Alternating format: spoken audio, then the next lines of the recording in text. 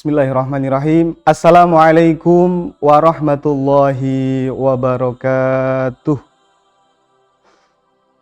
Bismillah, alhamdulillah, wassalatu wassalamu ala sayyidina rasulillah Muhammad ibni Abdillah wa ala alihi wa sahabatihi wa man tabi'a sunnatahu wa jama'atah min yaumina hada ila yaumin nahdah.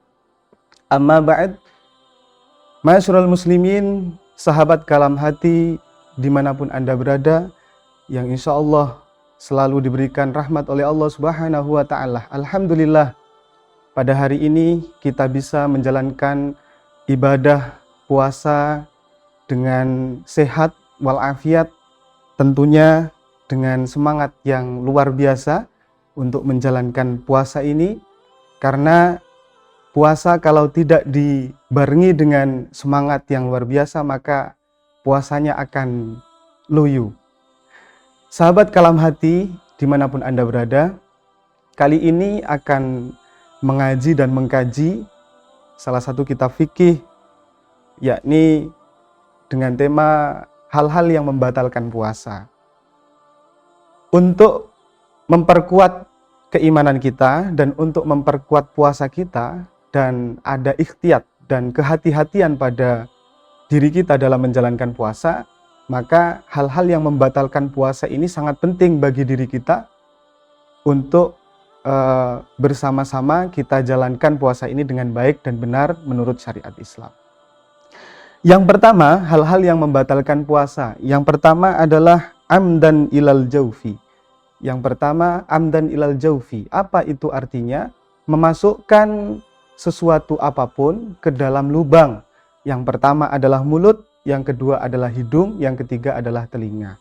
Maka apapun yang kita masukkan ke dalam tiga hal itu, dan itu disengaja, maka akan membatalkan puasa. Kecuali hal-hal yang memang tidak disengaja. Kemudian yang kedua adalah al-huknatu fi ihdas sabilaini. Yang kedua adalah memasukkan obat ke dua lubang. Ya, yang pertama adalah kubul atau kelamin perempuan dan laki-laki. Yang kedua adalah dubur atau pantat. Ini kalau ada orang sakit misalnya memasukkan obat dari kedua lubang tersebut, maka itu akan membatalkan puasa. Maka bagaimana? Ya tidak usah puasa. Nanti puasanya diqodok di lain waktu bulan Ramadan. Yang ketiga, al-qai'u amdan. Yang ketiga adalah muntah dengan sengaja. Nah, misalnya tangan kita masukkan ke dalam mulut kita dorong-dorong kemudian agar kita bisa muntah dan agar orang menganggap kita ini sakit, kemudian agar kita tidak puasa, nah itu membatalkan puasa. Maka muntah dengan sengaja itu membatalkan puasa. Kemudian yang keempat adalah al-wad'u amdan. Yang keempat adalah jima. Jima itu dalam bahasa fikihnya, kalau dalam bahasa kita bersenggama antara laki-laki perempuan yang sudah sah dalam pernikahan. Apalagi yang tidak sah dalam pernikahan, itu 2 kali lipat dosanya. Orang yang sudah menikah saja siang-siang sama-sama puasa, maka itu haram untuk berjima atau berkumpul. Nah, kalau memang ada orang yang berkumpul pada saat siang-siang, maka dia akan terkena namanya kafarot. Kafarot itu artinya denda. Ya, bentuk dari kafarot itu namanya fidyah. Nah, apa bentuk fidyah itu? Orang itu harus puasa 2 bulan berurut-urut. Jadi 60 hari. 1 bulan 30 hari, 2 bulan 60 hari. Kemudian puasa itu berurut-urut, tidak boleh putus. Misalnya 5 hari putus, kemudian besoknya tidak puasa. Nah itu tidak boleh. Harus berurut-urut. Mualah. 1 hari, 2 hari, sampai 60 hari harus puasa. Bagi mereka yang mampu. Yang sehat, yang tidak sakit, yang apabila dia itu puasa, dia tidak ada apa-apa pada dirinya, maka dia akan wajib untuk membayar fidyah itu dengan cara berpuasa 2 bulan. Akan tetapi apabila dia tidak kuat untuk berpuasa, misalnya banyak maldorot ketika dia berpuasa, sakit. Misalnya ketika dia puasa dalam 1 bulan, 2 bulan, dia langsung masuk rumah sakit dan madharat bagi dirinya, maka itu tidak wajib berpuasa dan digantikan dengan bahan pokok. Misalnya kalau di Indonesia beras. Berapa berasnya? Kalau orang Arab dulu namanya 1 mud.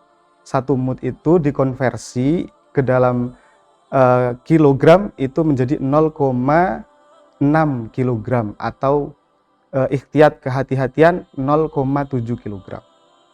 Nah, diberikan kepada 60 orang fakir miskin sesuai dengan waktunya 2 bulan. Kemudian yang berikutnya adalah yang kelima, inzal. Ini biasanya dilakukan oleh seorang laki-laki, biasanya yakni bukan dilakukan tapi biasanya ada pada laki-laki. Kalau perempuan tidak mungkin. Inzal. Inzal itu artinya adalah keluar sperma. Baik itu mengeluarkan sperma atau mani itu disengaja. Nah, itu yang tidak boleh. Tapi kalau tidak disengaja tidak apa-apa. Misalnya tidur siang-siang, kemudian pada saat tidur bermimpi keluar mani, itu namanya dalam fikih ihtilam. Itu tidak apa-apa. Lanjutkan saja puasanya. Kemudian yang berikutnya adalah haid wan nifas. Haid dan nifas ini biasanya dilakukan oleh seorang cewek, itu tidak boleh berpuasa. Berikutnya adalah junun, gila, pagi-pagi makan, pagi-pagi sahurnya jam 7. Biasanya kan sahurnya jam 4, kok ini sahurnya jam 7, berarti ini ada gangguan. Ya. Itu tidak boleh. Misalnya epilepsi itu tidak boleh berpuasa atau bisa membatalkan puasa. Aridah. Nah, aridah artinya murtad. Murtad, keluar dari Islam. Pagi Islam, siang keluar dari Islam, maka membatalkan puasa. Akhirul kalam. Wallahul muwafiq ila aqwamit thoriq. Wassalamualaikum warahmatullahi wabarakatuh.